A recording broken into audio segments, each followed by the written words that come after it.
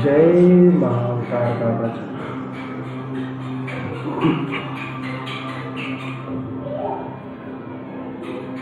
क्रिया योग के सबसे महान आध्यात्मिक गुरु श्री महाअवतार बाबा जी के अवतार लेने से पूर्व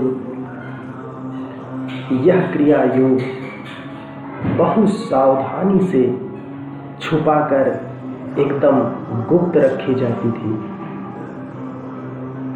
और केवल गुरु से शिष्य को ही स्थानांतरित होती थी।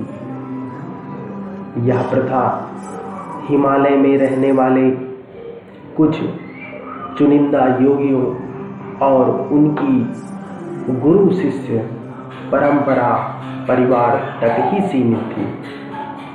इसके लिए अत्यधिक उच्च कोटि की सहनशीलता और एक ही आसन में घंटों की साधना की आवश्यकता होती थी। महाअवतार बाबा जी ने क्रिया योग की शुरुआत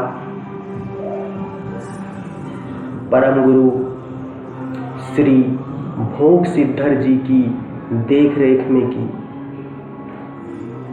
उन्होंने क्रिया योग को पीड़ित मानवता और संपूर्ण मानव जाति के द्वार तक पहुंचाने का बीड़ा उठाया।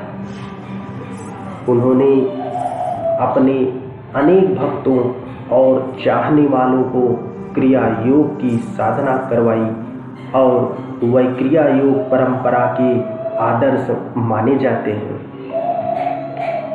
महाअवतार बाबा जी के परम गुरु श्री भोग सिद्धर आध्यात्मिक गुरु जी की आज्ञा से बाबा जी ने समय की मांग के अनुसार क्रिया योग की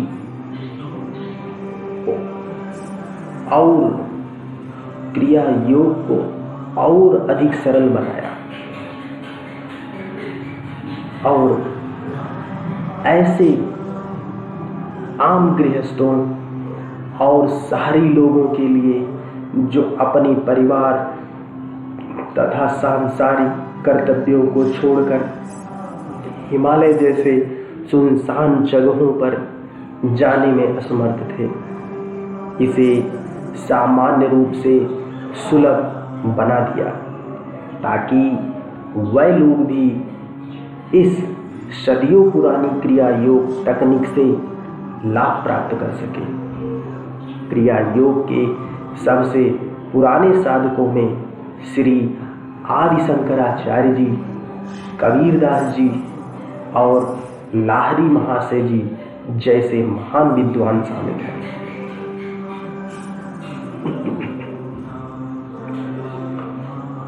19वीं सदी के बाद से ऐसा हुआ कि विश्व भर में कुछ हजार लोगों को क्रिया योग के बारे में जानने का सौभाग्य प्राप्त हुआ, जो कि मुख्यतः बाबा जी के शिष्य श्री लाहिरी महाशय जी और उनके बाद के शिष्यों के माध्यम से संभव हो पाया। लेकिन क्रिया योग का यह तरीका भी लोगों की तत्कालीन पीढ़ी के लिए अभ्यास करने में कठिन तकलीफ दे साबित हुई, क्योंकि इसके केवल एक ही सत्र में लगभग 3 घंटे अभ्यास की आवश्यकता होती थी, जिसमें आसन, प्राणायाम तकनीक और ध्यान शामिल थे। ऐसा माना जाता है कि क्रिया योग को और आसान बनाने के लिए बाबा जी ने सुषुम्ना क्रिया योग का मार्ग दिया। जय महाकाल बाबा जी।